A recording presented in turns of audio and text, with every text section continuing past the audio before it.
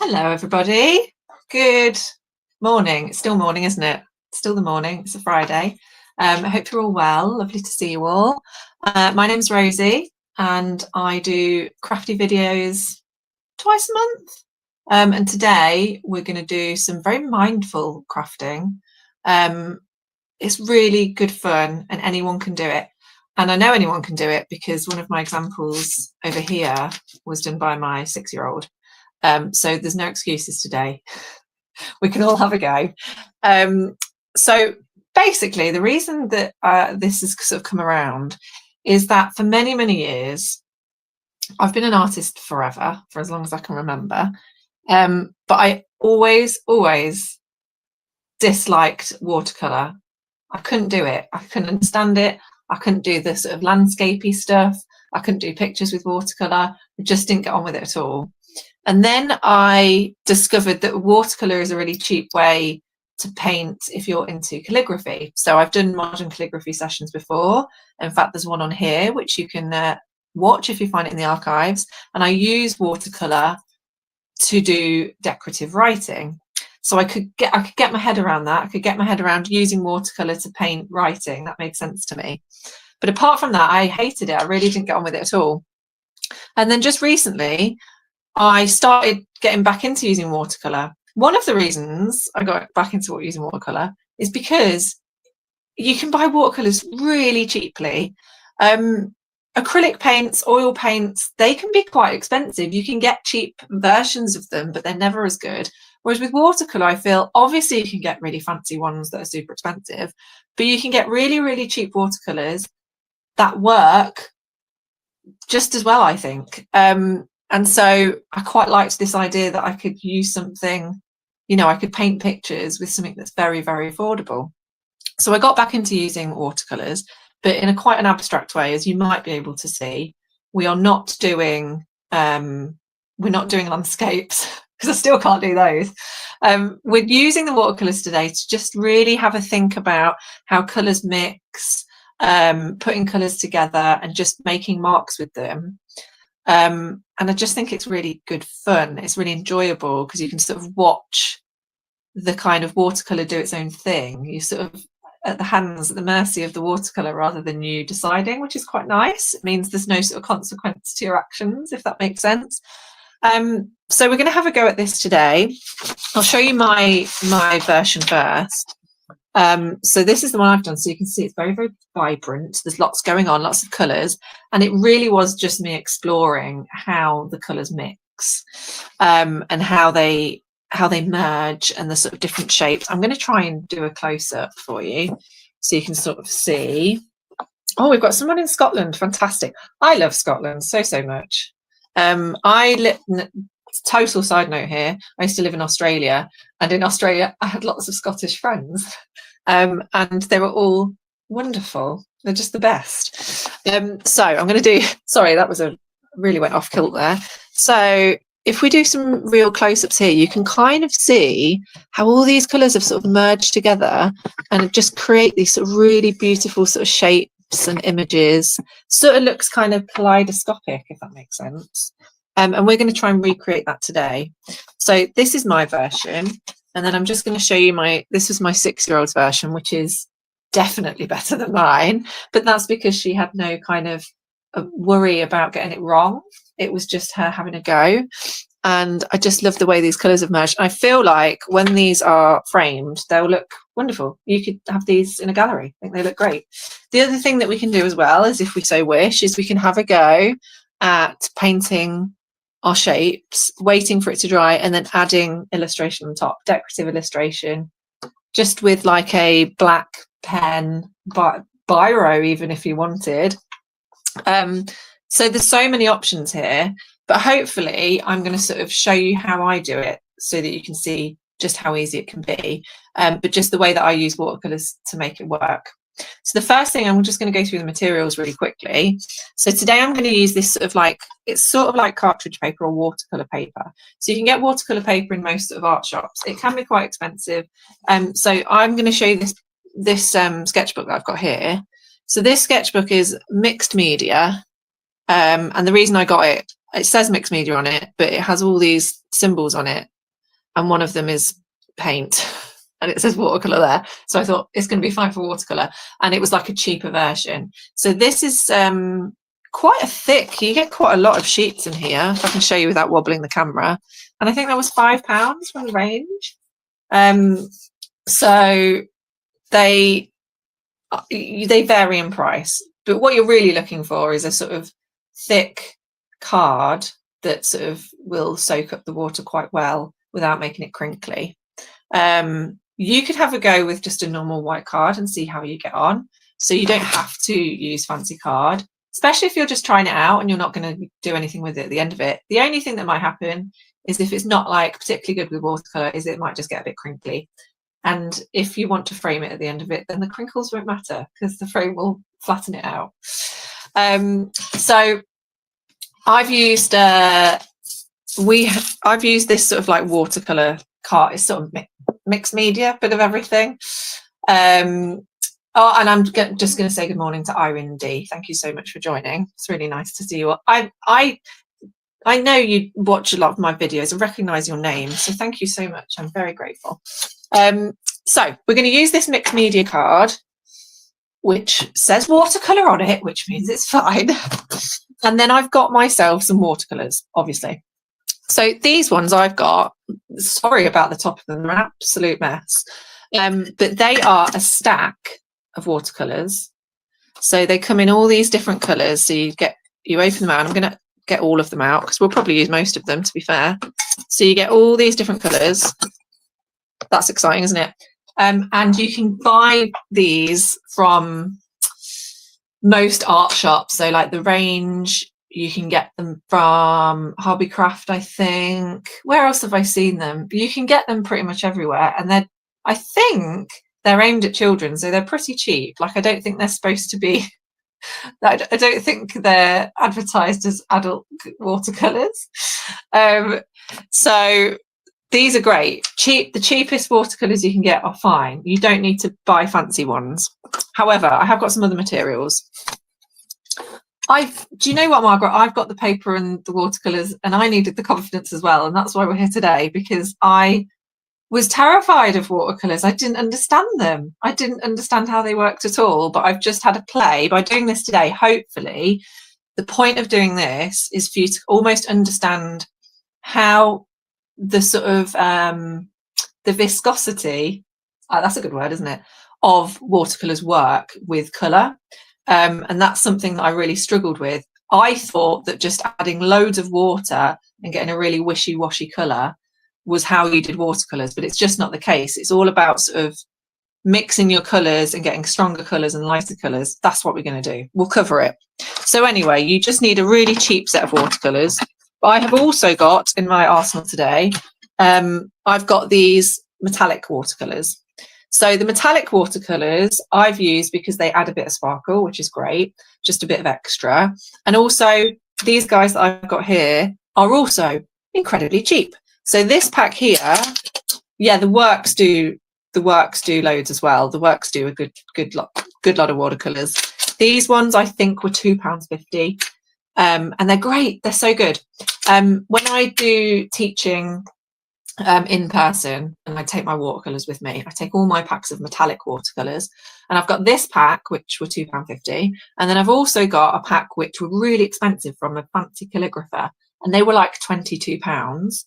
And I get people to try them both out and tell me which they think was most expensive, and no one can ever guess. So you don't need to buy expensive watercolours. It's proof. I've done market research on my own time. So these guys are really cheap, £2-3, and you get a lovely set of colours, and we're going to use those today. And then just to add a bit of extra pizzazz, if you have them available, I've got some inks. So these are just normal acrylic inks, and I've gone for fluorescent ones because I like bright colours.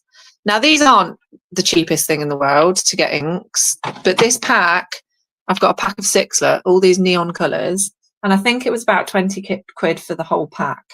But I bought these, I'm going to say about 4 years ago. So they have really lasted me, and I share these with other people as well. I take them to classes and people can use them as they so wish. So they are, if you're wanting to invest, then I think they're a really good aid to crafting. And these are Daler Rowney ones, and you can get these anyway. I think I bought these on Amazon, to be fair. So we're going to use inks as well, just because it's really nice to watch how the colours sort of merge together. The inks have got a different that their liquid feel is different to watercolour, if that makes sense. So it's just really interesting to watch, and that's why this is going to be really fun today, because we're just interested to see what happens when we mix the colours together. That's all we're really doing. So I'm going to put my watercolours to one side. I've got my card here, and then what I'm going to do is, you don't have to do this at all if you don't want. I've got some masking tape, and I'm going to frame my piece to make a border. So I'm basically just going to add, and I'm not going to press down hard at all. I'm going to very lightly put the masking tape on there, mainly because every time I do this, I tend to rip the card. So if you're worried about ripping the card when you take the masking tape off, don't do this bit. I just like the look of it afterwards when we take it off, and you've got that lovely border there. So that's the only reason I'm doing it. I've just thrown everything on the floor. Okay, so I'm just going to frame my piece. Now you can get special tape that's especially for art. So it's like special masking tape that doesn't rip paper. I can't remember what it's called. I think it's like that stuff you get for when you're decorating a house, and is it like frog tape or something like that? I think you could probably use that. It's the sort of stuff that will stick to a surface but not rip anything when you pull it off. The other good thing about doing this is that you can then it sort of sticks your work to the table. No way, Helen. That's amazing. So if you use a warm hairdryer, it stops the ripping of masking tape. I think you've just changed my life. Didn't know that. That's amazing. Thank you so much. That is a tip I needed in my life.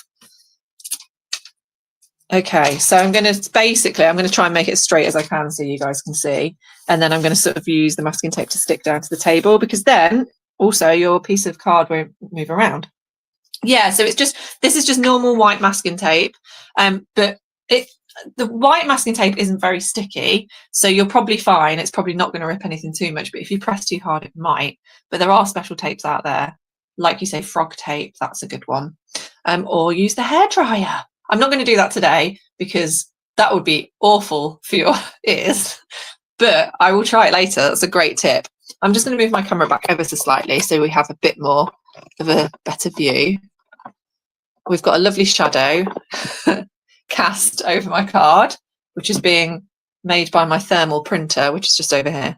Okay, let's get started, shall we? I'm going to stop yapping. So what I've got here is a lovely pot of water. I've got a big pot of water because we're going to be using lots and lots of colours, and we're going to be washing our brush quite a lot, and we're going to be using lots of the water. So this is quite a big pot or a mug, something like that. And then I've got myself a sort of medium-sized brush. The great thing about this particular way of watercolouring is you can use any brush that you feel most comfortable with. I've gone for a medium-sized one so I can get some really nice chunky bright colours. My camera doesn't like that, does it? It keeps going in and out of focus. But this isn't a fancy one. It's just I think it might be a kid's one that I found. I just like it. I just like using it. So that's the paintbrush I'm going to be using. I've got a thicker one here, which I might use later. We'll see. Really doesn't matter. And okay, let's go. Let's do this. So the first thing that we want to consider is, do we want a colour range? Do you want to use a particular set of colours? I'm not. I'm going to use all the colours because I like all the colours. But you might at this point consider if there's a selection of colours you like if you like shades of red, if you just want warm colours, or if you're doing it for a particular room in your house, you might want to fit that in with the colour scheme. So at this point, you could decide on maybe 5 colours that you want to use. That's fine. I'm not. I'm going to use all of them. And then the other thing you might want to consider is what shape you want to do. I'm going to do circles, and all of the circles are going to join. Essentially, we're just going to be making big bubbles of colour that all stick together. And the reason I want them to stick together is because I want to see what happens to all the colours when they move amongst each other. That's really all we're doing. We're can't tell you what, this isn't even a craft video, it's a science video. This is a science experiment. So let's start. I'm going to try and think of a really nice bright bold colour that you guys will be able to see really well on the camera. And I know that this particular sort of orangey red is a really nice one.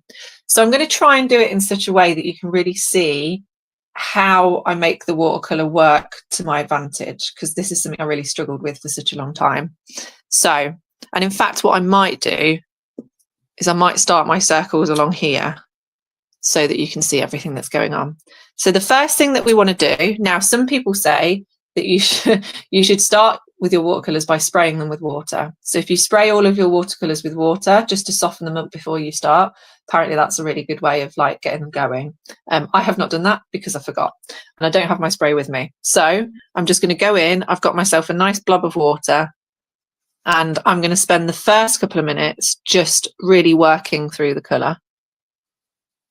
And if you want, you could have a little bit of scrap paper to one side where you could test the colour if you want. But you're really looking for like a very obvious deep colour.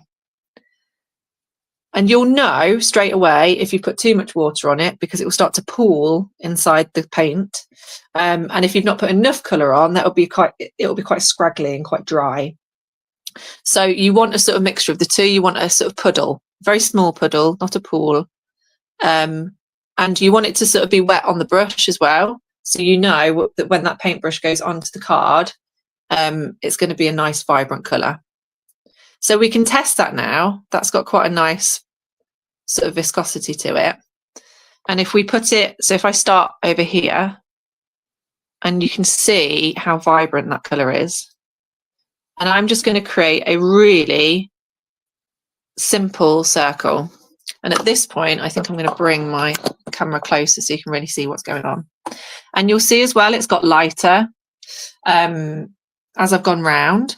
So this is telling me, this is where we've got a really nice consistency of water. Hang on, what were we calling it? Water to paint ratio right here. Here, we've got a bit more water than colour, right? So the pigment has sort of started to come out. So then what we can do is we can get a bit more water and we can pop it back in the paint and we can see what happens. And it's nice and vibrant. But what we also want is we want that water to sit quite nicely on the card. So you're almost, if you sort of look in the light, you'll see the sheen of water on it. You don't want it to look dry. And this is where the magic happens, is when you start, and can you see I'm just popping my paint, well, you'll see because I'm knocking the camera quite badly. I'm keep dipping my paintbrush into the water and then just going back in, and that will go a couple of times with your paint. You're always looking for a puddle rather than a pool of water in your paint, but you're always welcome to dip in with your water and give it a bit of extra sort of moisture on the card. So that's sort of how I get the really nice bright pigment. You'll probably find if you're looking at sort of standard watercolours, they're using a lot more water to pigment ratio because they're getting that lovely sort of translucent look. That is something that I have not mastered in making a translucent watercolour look good. So I'm going to go in with lots of bright colours. So now I'm going to wash my brush because I'm going to try another colour now so we can see what happens. And you'll hopefully, I mean, it's really hard to tell because we're on a flat surface, but all of this red here is currently shiny. So if I move my head, I can see that it's shiny, which means it's still wet, which is great. The only way these colours are going to merge is if they're all wet. So at any point that any of this gets dry, when you start to put another colour on it, it's not going to sort of melt together. It will just sort of sit together. And we want it to melt together. I want to see what happens. So now I'm going to go in with like a contrasting colour so we can see what happens. So I'm going to go in with this sort of lovely, I mean, I don't know what sort of blue it is, but it's a really nice blue. And again, you can see I've put quite a lot. I've dipped my whole paintbrush in the water and then I'm making that lovely puddle of colour. And the great thing is, if you put too much water on your paintbrush, and you'll see, because this will start to pool up and there'll be lots and lots of water in it, is you just want to sort of like slide it against the side of your paint pot like this, and just sort of drop a bit of the water off of it, basically. And then I'm going to keep going, and you really have to sort of go to town on these paints because they are dry and you want to bring that colour out of them. And so that puddle needs to be a puddle of colour rather than a puddle of water. I'm going in with my water so I can get a bit more. So now I need to stop yapping so I can see what happens when I pop this on here. Can you see? It's sort of like it's merging. So this bit is not merging very well because this bit has started to dry. But what we can do is, so this bit, oh, knocking the camera again, this bit here, can you see it starting to bleed? I'm going to go in even closer. Hopefully you'll be able to see. So these bits here are starting to like bleed, and they're kind of doing, it looks like, you know, like something under a microscope, which I quite like. And then what we can do is, at this point, now we've got that blue in, this is super, super wet now, we've got a bit of a pool of water. What I'm going to do now, and this is why I quite like the metallic colours, is because they're a bit more translucent, they're not as pigmenty. I'm going to use the metallic to add a bit of lightness here. So I'm going to go in with, what colour should we do? Maybe let's do a pink. You can see the pink's been used quite a lot. So the pink, sorry, not the pink, the metallics, they take a bit more of this, of all this kind of like mushing the paintbrush into the watercolour with water. Because they've got less pigment in them, they need a bit more sort of encouraging for the colour to come out. But again, hopefully you can sort of see that there's a puddle of water, but that water is the same colour as the paint. It's not just water.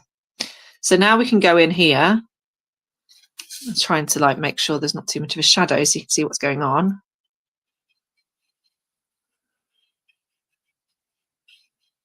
And I'm sort of encouraging some of these less wet bits to sort of merge into each other, see what happens. And I'm sort of moving it around, but with quite a watery paintbrush. And you'll see that's sort of, you've got the lovely shimmery pink, just kind of going a bit purple because it's mixing in with the blue. But you've got all these bits that are sort of bleeding into each other here, which is really nice. And then what we can do is we can move on to our next circle now, and I'll use a totally different colour. And we're going to put it here, and we can see what happens when we start to encroach into this circle here. So what should we do now? Let's do a green. Let's do this one. And I'm really giving it a good smush. I want to give it a really nice smush so I get, and you can see on the paintbrush, can you see the paintbrush is starting to go green? That's how we know that the actual paint is the bit that's watery and it's not just water. And keep dabbing. We've got a lovely puddle there, and I'm sort of like just persuading the paint to sort of, come on paint, out you come. There we go. So we can see that's nice and green now. And now what I'm going to do is I'm going to do another circle. Sorry, my head keeps going out of shot because I'm leaning around my camera. Okay, so I'm going to do this lovely circle now. And already this blue is sort of bleeding through, and I'm dipping into water again to get that lovely sort of, so it's nice and wet. And we can see what happens if we put a bit of green over here. The more water we sort of put in, the more this will float through. Hopefully you can see this is starting to move. If you haven't stuck your card to the table like me, you can always like lift it and move it around, and that water will sort of drip around. You can see what happens there. And now what I'm going to do is I'm going to see what happens if we put an ink on. So we want a nice bright ink. I really like the pink one. So the pink ones, the inks come with little droppers like this. So I'm not using a paintbrush for this. I'm just going to drop some in and see what happens. Whoa, that's exciting, isn't it? Look at that. And you can see how it spreads, which is really exciting. Like this bit here is beautiful. And I think this is the reason I love doing this. I'm not really thinking about doing art, if that makes sense. Like I'm not actually conscious of the fact that I'm painting. I'm more conscious of watching where everything's going and what happens when they interact with each other, which means that I'm not worried about whether I'm any good at this or not, because it doesn't matter. And so now I'm just spreading that ink around to see what happens. And then I think this bit in the middle, I want to put a different colour in it. Maybe like a yellow. Oh, maybe I'll do the yellow. Maybe we'll do the yellow ink and see what happens. So we'll just drop it in the middle there.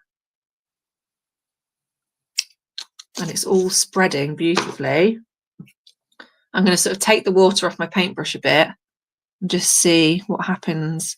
It's starting to look like some kind of really beautiful sweetie, like something out of Harry Potter or something, because we've got that pink and the yellow, and I'm sort of dragging the pink into the yellow to see what happens, and sort of it's almost giving it like a sort of tie-dye effect. And the other great thing about this is it will probably dry slightly differently to what it is now, because it's still got a bit of movement in it.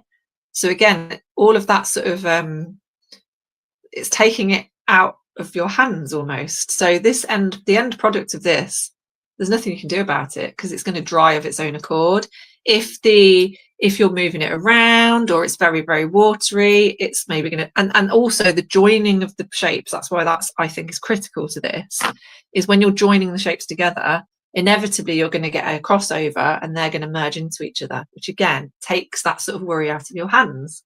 This is it. Margaret gets it. Margaret gets it. It's like this is the perfect way to approach art, I think, because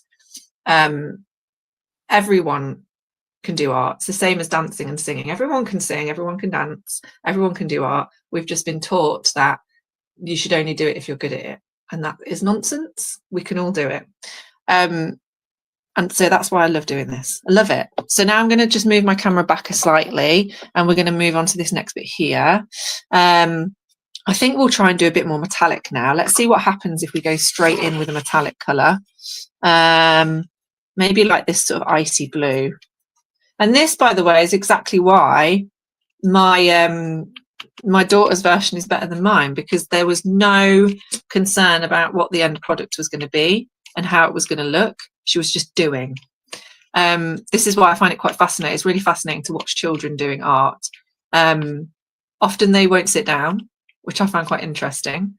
This is why in sort of classrooms, often you'll find they do their art, just stood around a table. They're not interested in sitting down, because it's not a kind of, they're sort of just interacting really with what they're doing. I find that quite interesting. I'm sure there's like books about that I've not read. Okay, so hopefully you could see me smushing the metallic. I'm getting that lovely puddle. That is a puddle of colour, not a puddle of water. And I've got that all on my paintbrush, so you can see the paintbrush is now completely covered in that metallic blue. I might do one more dip in the water. Also, side note, I'm doing lots of yapping today. I'm so sorry. I'm not going to fill this page, by the way. It's not going to happen. What I would say is, if you're using predominantly metallic watercolours, you could do it for anything, but if you have children or grandchildren, what I would say is this: when you've finished, the water that you're washing your brush in, if you pour it into something else, don't pour it away down the sink, because it's like got loads of metallic sparkles in it. It looks like a magic potion.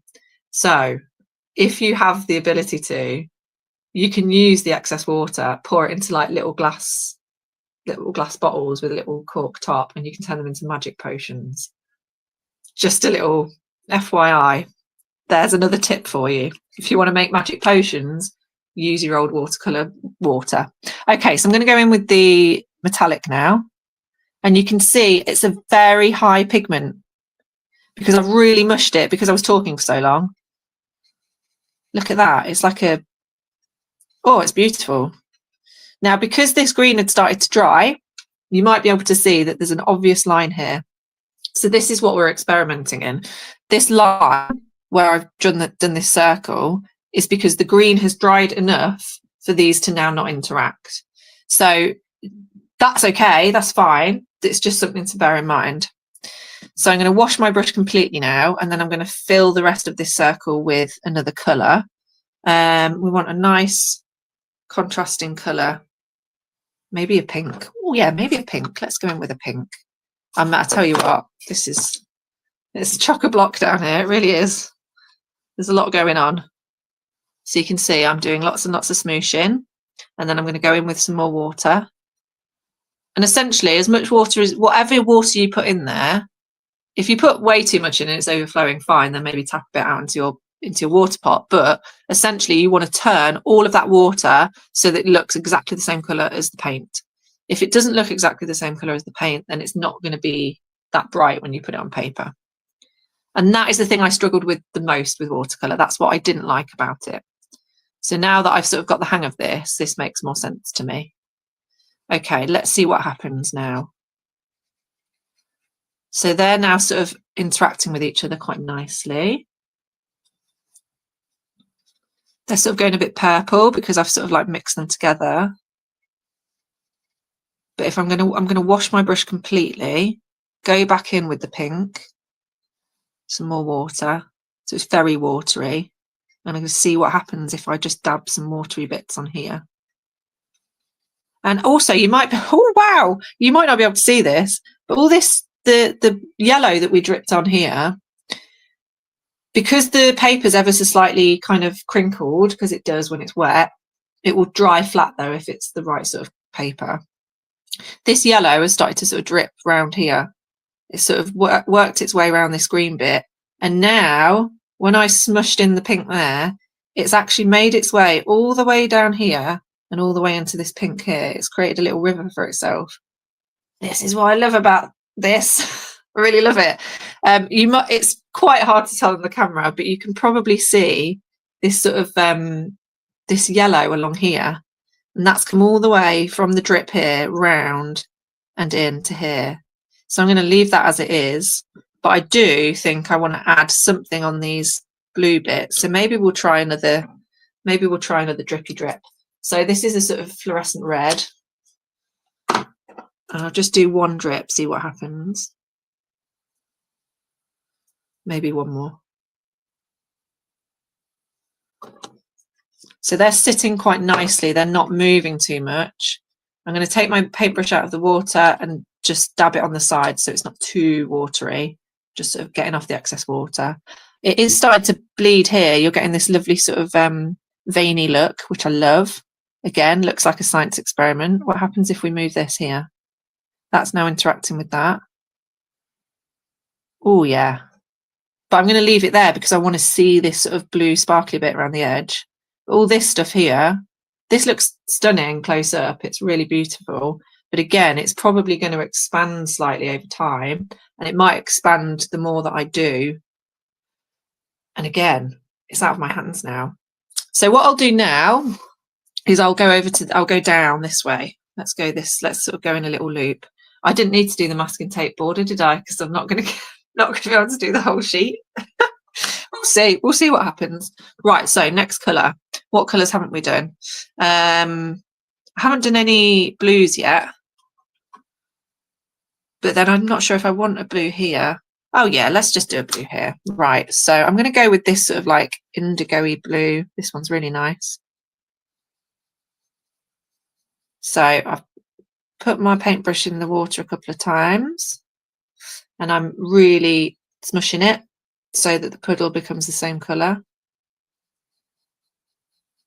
I can totally understand why people say you should spray your watercolours first. That does make sense to me, because I wouldn't need to be doing this for quite so long, because it'll have sort of saturated into the paint a bit. And by the way, I know I said before about the inks, like I've had the inks for about 4 years. I've had this watercolour set for the same amount of time. I think I've had this watercolour set since, well, I know that we put the link up to the watercolour calligraphy, and that was at least a couple of years ago, I think. So I've had them since then. So they last a real long time. And it's funny, there's only one colour that seems to have really gone down, which is this very light blue. I obviously really liked that blue. for a particular project. Okay, so I've gone in with this indigo. Let's see what happens. I'm going to move that over here. I've got this gridlock paint around here. Oh, that's a lovely colour, isn't it? Look at that. And now I'm purposely going over the edge of the masking tape. Can you see that? I'm going over here round the masking tape, so when I take the masking tape off, there's going to be an obvious line there. So that's another good reason to do the masking tape. I'm going to need more water now, so I've just dabbed my paintbrush in the water, and I'm just going to town with the water now. And I'm going to go all the way around. Maybe not, actually, maybe not all the way around, maybe just like that, so that we can join that circle with another colour. And I'm dripping some water in, making it really watery. I think the key, what I've realised is actually, if you've not used enough water, then add the water to the paper rather than to the paint. So once you've made that mark, adding the water to the card itself works better than adding more water to the paint and paintbrushing again, if that makes sense. I think that's what I've realised. Okay, what colour are we going to do now? I want quite a light colour. Maybe we'll try like a yellow and see what happens. Oh, hang on, actually, I quite fancy this sort of peachy colour. I think that might look quite nice with the blue. So again, paintbrush in the water, and you'll probably notice that water is a little bit blue because I've not washed my brush properly. That's okay. We're going to keep going. We're going to keep persevering until the paintbrush and the puddle become peach. And if we want, we can scoop that water up and then dab it against the side of our water pot and try again. I think that's the key. That's one of the things that I have to remind myself with watercolour is it's not just about adding water, it's also about taking water away. And I think what you find is if you feel like lacking in confidence using watercolour is you just think, I must need more water, I need more water. And it's actually about it's not about adding water, it's about manipulating the water, I guess, isn't it? Sort of choosing how much water you want to use to make it work for you. Okay, so I've got a nice peachy puddle. I mean, it's definitely still got a tiny bit of blue in there, but that's fine. They're all going to merge together anyway. So let's see what happens. And I'm purposely scooping into that blue, and then I'm going to put my paintbrush in the water pot, go back to my peach.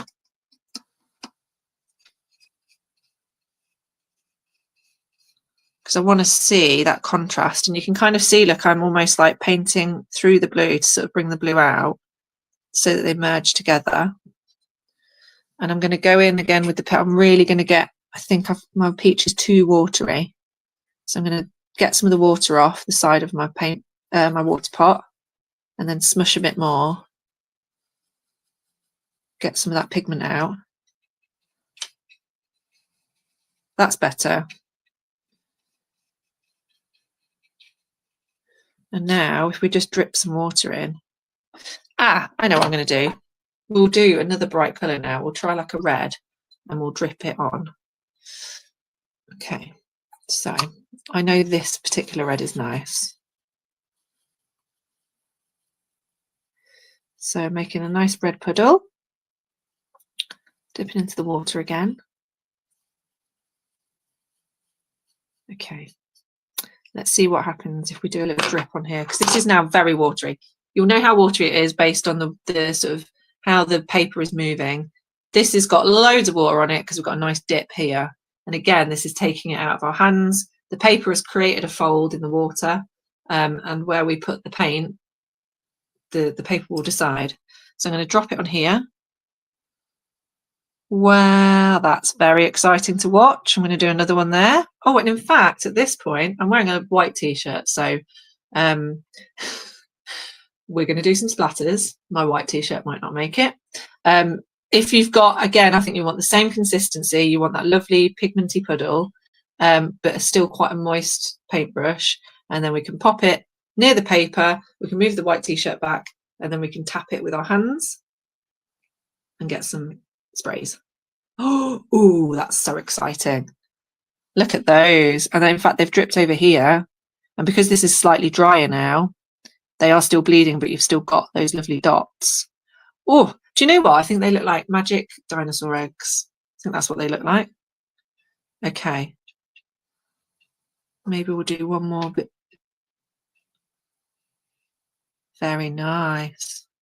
And the other great thing about the metallic paints is that they're quite good for sort of highlights. So at this point, you can see, hopefully, the edge of this blue now is starting to dry. This is the other thing you'll find with the paper that works best for watercolours. So if you get yourself a paper or card that is designed for watercolours, is that they will dry really quickly as well. If you use like normal card, it will take ages to dry. And so you'll find the blending is slightly different. It works differently. But at this point, I would say it's quite a good thing that we've used the watercolour paper, because the edge of this has started to dry, which means that you can now sort of add to it if you want, but without it blending. So if I get a bit of a metallic, let's see, I'm just going to move the camera up again slightly. Oh, I mean, it doesn't want to move up slightly. It's very wobbly today. So maybe if I go in with this metallic gold, and again, we have to smush quite a bit more with the metallic for some reason. It's it does take its time. And we're getting that lovely golden puddle.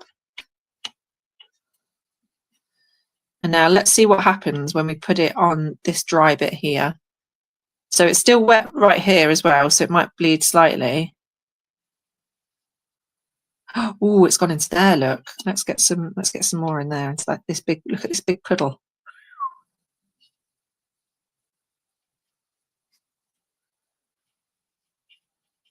Yeah, that looks really nice. So you'll hopefully be able to see most of the gold has sort of like marbled itself into all these other colours, but there's this ever so slightly like straight line here. This is where the blue was completely dry, and you can see you can paint a line on top of it with the gold and it doesn't do anything to the blue, like they don't mix. So that's quite an interesting way of like thinking about how they blend and how they don't blend. I would also say at this point, if we look over at this bit, because this is sort of like crinkled upwards, we've got a pool of yellow and pink ink here. Really big pool. That's going to take ages to dry, but it looks great. Okay, so I'm going to try this side now. I'm going to see what happens when we join it with this bit of blue here. I'm going to do a metallic colour straight away, I think. I want a nice light. I'm going to do this sort of turquoisey colour. And we'll try some more inks as well, I think.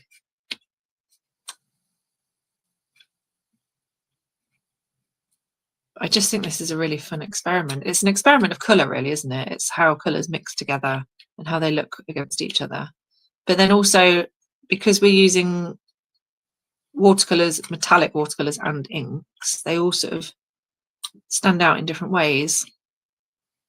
But if you are just using normal watercolours and you don't have the metallics or the inks, they still work really well.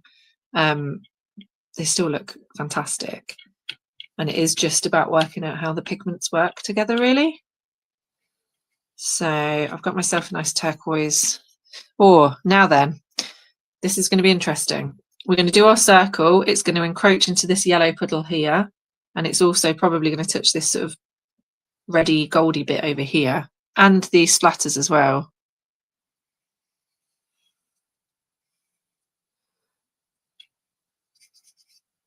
Bit of water. I'm going to bring some of that in, see what happens. Oh, it doesn't want to go in because it's bent that way. So it's all puddling over here. So the yellow isn't really merging as much as I thought it would, which is interesting. It is sort of holding its own. Maybe it's dried slightly, so it's a bit more sort of like gloopy. Okay. Oh, I've just seen a metallic colour that I want to use. I'll use it on the next circle. Okay, so now I'm going to use a or maybe we'll do some, we'll do a ink, but we'll sort of paint with it. So what haven't we used yet? Let's use the orange. I'm giving these a shake because they can, you might have noticed when I put, can you see these tiny little yellow dots? I don't know if you can see them, but it can get a bit like, it can get bits of sort of hard bits in it. I don't really know. I think it needs like breaking up a bit. So that's why I'm shaking these inks before I use them. Right, okay. I'm going to drip that straight on. Nice big drips. And then I've sort of washed my brush and then I've dabbed the water off the side so that it's not super wet. I'm going to paint with it.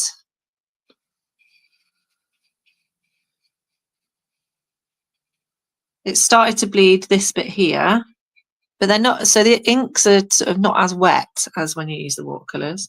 So I'm going to wash my brush and then maybe we'll just see what happens if we put another sort of colour of ink on. I'll try the green. Drip, drip. Oh, that was a bigger drip than I was expecting. That's fine. Oh, and look, the green has started to join up with the yellow here. I'm going to gently sort of see what happens if I move it this way. Lovely. Maybe we can see what happens if it goes over here as well. And then I'm kind of wanting like one drip of sort of contrast, maybe like an orangey red. Maybe this one. See what happens if we drip that on the edge there.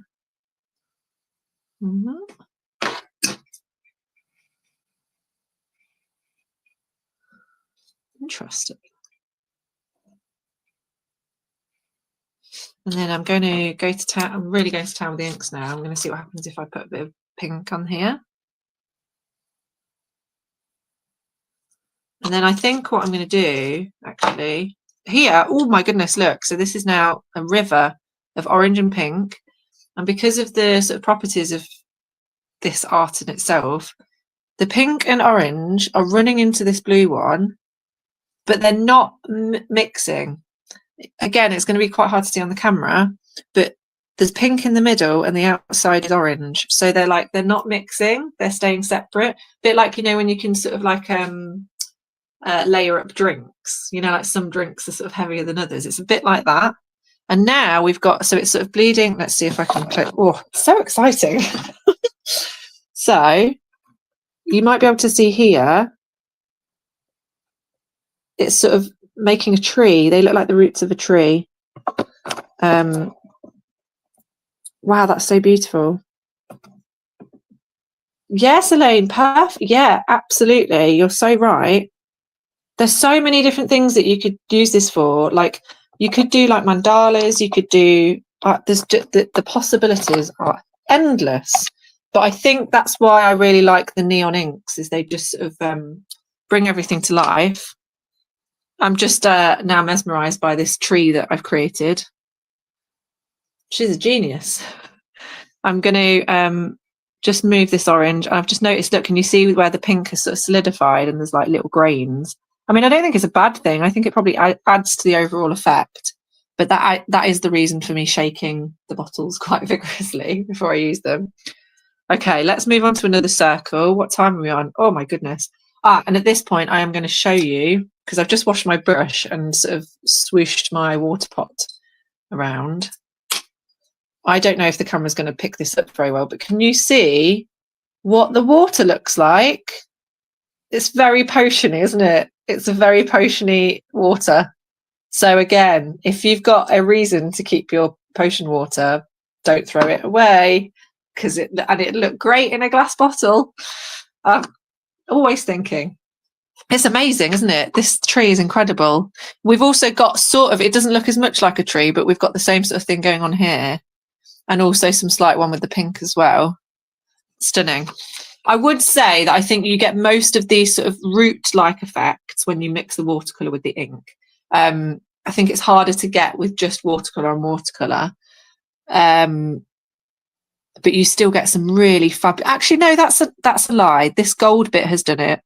We've got like a sort of circular tree roots here with the gold. You just can't see it as well because it's the metallic one. Okay, stop talking, Rosie. Next circle. Let's go for let's just go for oh no, I've done orange, haven't I? Orange here. maybe we want, oh, let's do the pink again. Let's do another pink. Okay, so I'm going in with my water. Which pink have I used? I can't remember. Let's try this one anyway.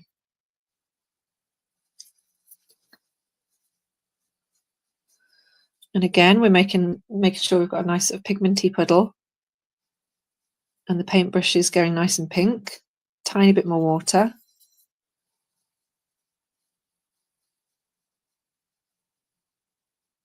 And you don't have to, I've only done these with circles because that's how I did it. First time I did it, I just tried it with circles and I really loved it. And then I just stuck with it. There's nothing to stop you doing different shapes. You could do lines, you could do really thick lines of colour. You don't have to do circles. You could do a multitude of colours. Shapes, you could do a flower shape would be quite nice, I think. Would work quite well. I'm just sticking to what I know at the minute. Right, so we've got our pink. This orange is immediately wanting to interact with this pink, which is quite nice. I'm going to get a bit more water.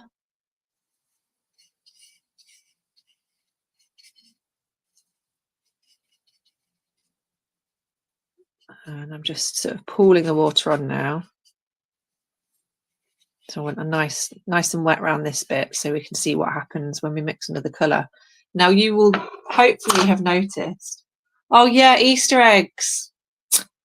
You're so right, Margaret. And it's funny because I've just submitted an Easter themed live virtual village hall session for April. So you're gonna have to come back for that. But it wasn't with watercolours. I was gonna do like collage Easter eggs, but I might actually try an Easter egg of this. This is a great idea. Yeah. If you were to just do one, if you did one massive oval and then you could add loads and loads and loads of colours to it, and then you could cut it out and you could mount it onto like black card or something.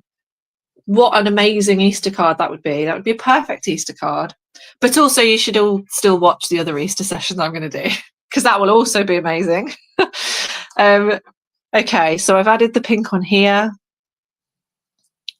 So that's quite watery now. And then we want to put, I'm going to, do you know what? Let's go in with that yellow again. I want to see some more of the yellow and pink. Do you know why I want to see the, oh, look at that merging. Isn't that amazing?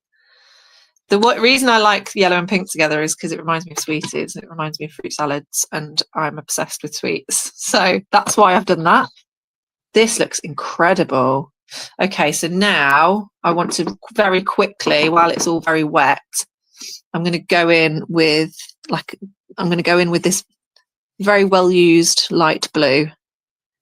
It's obviously well used for a reason. I've obviously used it a lot for something. Still got lots of life left in it though, probably another 4 years at this rate.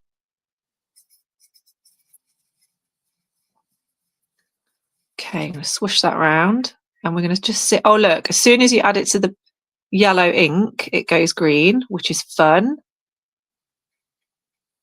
I'm just dabbing and it's going like a fluorescent green, which is awesome. And then we're getting another tree effect over here with the yellow and the pink. Wow, that's beautiful. What happens if we dab that on there? So we're expecting that to do something. Oh, that's very lovely. And I feel like what I want to do is some more splatters.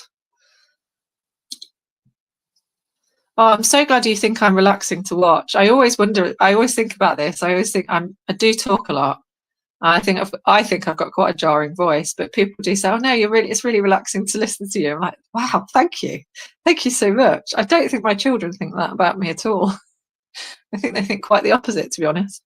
Okay, so I'm just smushing this lovely blue here because I'm going to do some more splatters.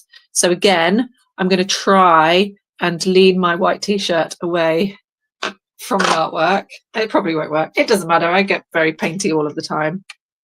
And I'm keeping it quite close to the paper. I'm holding it horizontally, and then I'm just tapping with my hand. Oh, how exciting is that? That's really fun, isn't it? Oh, look what's going on here. This is all merging and marbling. And then the splatters that we've done on these ones up here, because these are drying now, they're sitting exactly circular and they're not moving at all. And in fact, the next thing I'm going to do is I'm going to, because the other thing as well, this is an experimentation, right? We're just enjoying the time. We're sort of lost in time almost. But at the end of it, you're able to sort of look back at it and choose the bits you like and you don't like, and there's no reason you can't add to them. And again, this is the other reason why, if you so wished, you could add some little patterns with black fine liner just to add to it if you so wish. But I'm just thinking that what I would like to do at this point, we've got quite a lot of lovely marbly tree rooty things going on here. This first one we did is now looking quite plain. Now, that's not a problem. I think in the grand scheme of things, it all looks beautiful, but it's just a pointer that we can go in again. We can go over it, we can cover it up. I'm really all about sort of like layers in art, again, to sort of prove the point that it's not about the finished product, it's about enjoying the process and the journey. There's no reason why at the end of all of this, you could wait for it to dry and cut it all out. You could cut it into chunks, you could cut it into little squares and move them around and turn them into something completely different. I really am a big advocate of ripping up your art because it's about the journey, right? And if you rip it up at the end and do something else with it, you've created something else and you've enjoyed that process. So don't be afraid at the end of it to sort of go in and do some extra bits. I'm just swooshing some of this lovely bronze on it because I can. And then what I might do is I might just do a tiny little drop of one bit of ink on it, see what happens. So, you know, we can go over it again and again and again, ever so slightly, just sort of like trailing this around to see what happens. And I mean, look at this. This here has gone wild. There's all sorts of stuff going on that I had no idea was happening whilst I was talking. Okay, I think I'm going to stop painting there, mainly because we're nearly out of time. Here was me thinking that I was going to fill up a whole piece of paper, but we did about half of it. But on its own, it looks amazing. And to be honest with you, what I would say at this point, if you do decide to go back and watch my calligraphy videos, of which there are a couple, I feel like if you haven't filled the space, this has got real scope for a bit of decorative writing, don't you think? Maybe if we were to do a big oval for Easter, leave a gap at the top, maybe a happy Easter and some fancy writing. This feels like it's calling out for some writing, maybe a quote or something. So I'm glad I didn't finish. But what I am going to do very quickly before I go is I'm going to attempt to take the masking tape off just so we can see what happens. I'm going to try very hard not to move. Actually, no, I will move the canvas because I want to see what happens if we shift some of the water around. So I'm very, very gently going to take the masking tape off. And because I've not stuck it down too hard, it's not done anything to the card, which is nice. But I want you to watch this bit here. Because I've gone over the edges with the circle, you'll see it creates this lovely sort of straight line. Look at that. This lovely straight line. Beautiful. And then I'm going to take this there. We have the same again. And if it was sticking, I could use a hairdryer. As the lovely tip I got earlier. Yeah, exactly. It make the perfect card. What an amazing greetings card. And like I said before, you can add to it. You can put writing on it. It's quite abstract, so there's lots that you can do with it. Definitely turn into a greetings card. What an amazing handmade card. That's going to be the card that's not thrown away, isn't it? That's going to be kept forever. So very quickly, before I go, I'm just going to see what happens if I just move it all. Because there's lots of drips going on. And you can see they're all now like there's lots of movement. We've got a lot of movement going on. So you can do that if you wish. I'm not going to do that too much now. You've seen me do it. So if you do want to have a go, you can move it around, shift it, let the drips. You can also, if you tap it, it makes it really drips. Can you see it's now dripping over the edges? Oh, exciting. How much fun is that? Oh, I could sit here all day. But alas, it is lunchtime. Thank you so much for watching. That was really enjoyable to do and also to teach, and I hope you all really enjoyed it. Please show us your creations. If you do have a go, let us know, messages and send us pictures, because I really love to see how people get on. That was really fun, wasn't it? So now you're all ready to make loads of Easter cards, and then you'll come back to watch me again for more Easter cards.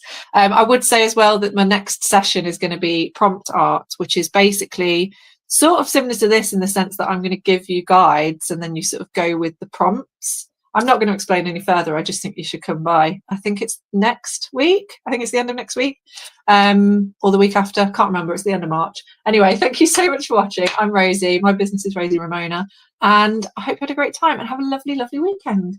I'll see you all soon.